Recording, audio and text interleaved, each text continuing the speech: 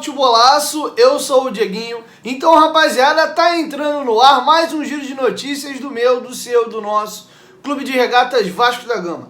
Você que tá chegando aqui pela primeira vez, se inscreve no canal, ativa o sininho. Mas pra quê, Dieguinho? Para não perder os próximos vídeos. Segue a gente lá no Instagram, estamos fazendo um trabalho muito bacana por lá. E segue a gente também no Twitter, Dieguinho tem várias informações e opiniões também por lá. E chega deixando o seu like marotaço para dar aquela moral e ajudar na divulgação do vídeo. Bom, galera, tem bastante notícia importante para trazer para vocês. Deixa o like aí no começo do vídeo, que ajuda bastante. Primeiro, tem muita novidade a respeito do jogo de amanhã. Primeiro, o volante Michel não foi regularizado no bid da CBF, está fora do jogo do Boa Vista. Leandro Castanho e Marquinhos Gabriel também estão fora. Porém, o Vasco deve ter 3 mudanças no time titular. Marcelo Cabo treinou bastante no CT do Almirante e fez bastante mudança. Do jeito que o time vinha jogando as últimas partidas, era impossível manter aquela mesma escalação. Pois bem, a primeira mudança deve ocorrer na cabeça da área. O Andrei deve ir para o banco de reservas e o Rômulo treinou muito bem, já está recuperado daquela fisgada na coxa do jogo do Madureira e deve ser titular ao lado de Matias Galarza. Martins Sarrafiori será o meia armador do Vasco. Muito provavelmente o Vasco vai manter o 4-2-3-1, 2 volantes por trás, uma linha de 3 com 2 pontas, um meia armador e Germancano. Por dentro, o Martins Sarrafiori, o Gabriel Peck volta para o lado esquerdo, o Jabá joga pelo lado direito, às vezes o Marcelo Cabo inverte ele de posição, e na frente, Germancano. Então vão perder as vagas Andrei, Morato e Figueiredo. Esses 3 jogadores foram titular na última partida e devem estar saindo do time do Vasco. Inclusive o Vasco já viajou, o Vasco está nesse momento em Rio Bonito, a 36 quilômetros de Bacaxá, que é onde será a partida. O Vasco fez isso no Campeonato Carioca, adotou a mesma estratégia. Primeiro foi para Rio Bonito, deu uma parada lá e de lá o Vasco seguiu para Bacaxá para enfrentar o Boa Vista. Jogo de ida no Campeonato Carioca, o jogo acabou empatado em 2-2. Lembrando que a Copa do Brasil não tem mais gol qualificado, então independente do resultado amanhã lá em Bacaxá e o resultado em São Januário, se a soma dos gols tiver iguais, nós iremos para a disputa de penalidades máximas. Lembrando que a classificação, a próxima fase da Copa do Brasil, as oitavas de final, vai gerar R$2.700.000. E aí, vocês gostaram das mudanças no time? Deixa sua opinião aqui embaixo nos comentários. Eu gostei, acho que era um pouco por aí mesmo, o time estava muito mal, acho que essas mudanças podem sim surtir efeito.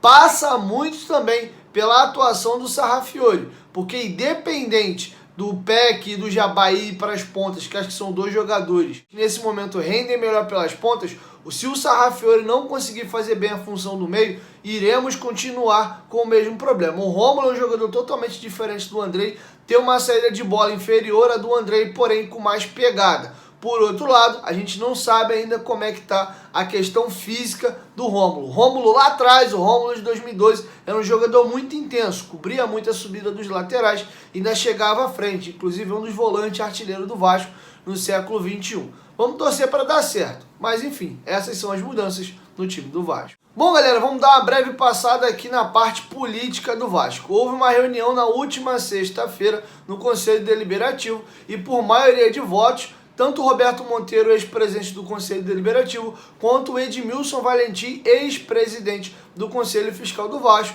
foram excluídos do quadro associativo do Vasco da Gama. Ambos eram beneméritos do Vasco e não fazem parte mais do quadro associativo do Vasco. Houve também um inquérito contra o Silvio Godoy, que era o presidente do Conselho de Beneméritos, mas não teve votação suficiente para que ele pudesse ser excluído do cargo. Esse era um grande benemérito e permanece. Eu não entendo muito da parte política do Vasco, para ser bem sincero. Eu vou ler para vocês agora a matéria que o Globoesporte.com fez, que aí eu acho que dá para entender um pouco melhor. Eu não entendo muito bem, não tenho condição de dizer o que está certo, o que está errado. Estou apenas aqui trazendo a informação. 23 de fevereiro de 2021, 6 associados solicitaram a abertura de investigação contra os ex-presidentes de poder do Vasco. O objetivo era apurar se houve descumprimento do estatuto por parte deles na elaboração da lista de sócios aptos ao voto na última eleição. Uma comissão de inquérito foi instalada em 4 de março por decisão de Carlos Fonseca,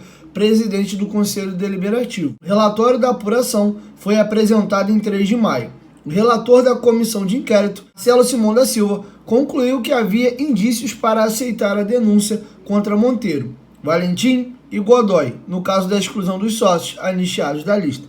O relator defendeu ainda o arquivamento da denúncia contra Monteiro, Valentim, Godoy e Alexandre Campelo, no caso da inclusão de associados não recadastrados na lista. As duas votações na comissão tiveram a aprovação das posições do relator por maioria de votos. Nos dois casos, dos 9 integrantes da comissão, 2 votaram contrariamente. A votação desta sexta-feira, no Conselho Deliberativo, versou sobre a atuação da Junta Eleitoral. Em julho do ano passado, ela aprovou a inclusão de sócios de 3 categorias, benfeitor remido e campeão na lista. Eles estavam inativos, pois não atenderam ao recadastramento de 2018. Campelo, Monteiro, Godoy e Valentim foram favoráveis à mudança. Na mesma reunião, a Junta Eleitoral aprovou a exclusão da lista dos associados da categoria geral que haviam sido anistiados em 2018. Monteiro, Godoy e Valentim votaram a favor. Neste caso, Campelo foi contra. Falcherene de Assis Mussa, então presidente da Assembleia Geral, foi contra as duas modificações. Bom, o texto do Globo Esporte está um pouco muito formal. Pelo que eu entendi, a confusão foi dada pela questão das listas, das pessoas que estariam aptas a estarem votando na última eleição, que deu toda aquela confusão, você já sabe, e foi judicializada. Lá no início da gestão Alexandre Campelo, houve uma anistia feita para sócios que estavam com mensalidades atrasadas. Essas pessoas fizeram um pagamento, posteriormente foram excluídas da lista de aptos a votar nas eleições. Aquilo deu uma confusão, houve grita, teve grupos políticos que defenderam a inclusão desses sócios anistiados na lista de votação. Aí o Roberto Monteiro alegou que não podia, de acordo com alguma coisa que está escrita lá no Estatuto do Vasco. Enfim, teve toda essa discussão, mais à frente teve uma galera que foi excluída e ficou essa situação toda rolando. Basicamente é isso. Estão discutindo a lista ali de quem estava apto e quem não estava a votar. E a nova gestão chegou ao consenso de que houve erros ali estatutários, que infringiram o estatuto do clube e levaram isso para julgamento no Conselho Deliberativo. Teriam possíveis punições para os culpados: exclusão do quadro associativo, afastamento ou apenas ali uma advertência. Pela quantidade de votação, chegou-se ao consenso de que Roberto Monteiro e Edmilson Valentim teriam que ser excluídos do quadro associativo do Vasco. Já o Silvio Godoy, que é um grande benemérito e era presidente do Conselho de Benemérito, ele manteve com as suas atividades normalmente, beleza? Pelo que eu entendi, é um pouco disso. Aí cada um leva para um lado, não tem como opinar porque eu não entendo muito da pauta política do Vasco. Tem gente que alega, né, que é um revanchismo devido à última eleição, então estão caçando um grupo que apoiou o Levin, excluíram essas pessoas.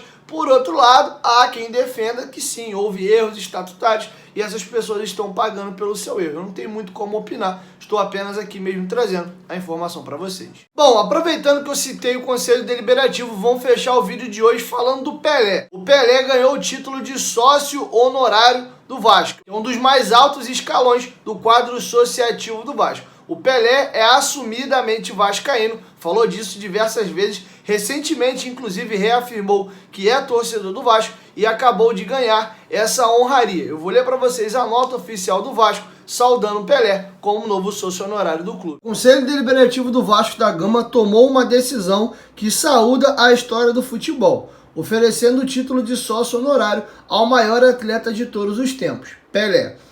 As contribuições de Pelé para o futebol brasileiro e mundial dispensam apresentações. E muito orgulho ao Vasco que o rei do futebol tem uma ligação tão intensa com o clube. Pelé se declara vascaíno desde sua infância, tendo vestido a camisa do Gigante da Colina no torneio do Morumbi em 1957. Quis o destino que o gol mil de Pelé, marcado com a camisa do Santos, fosse marcado no Maracanã contra o Clube do Coração.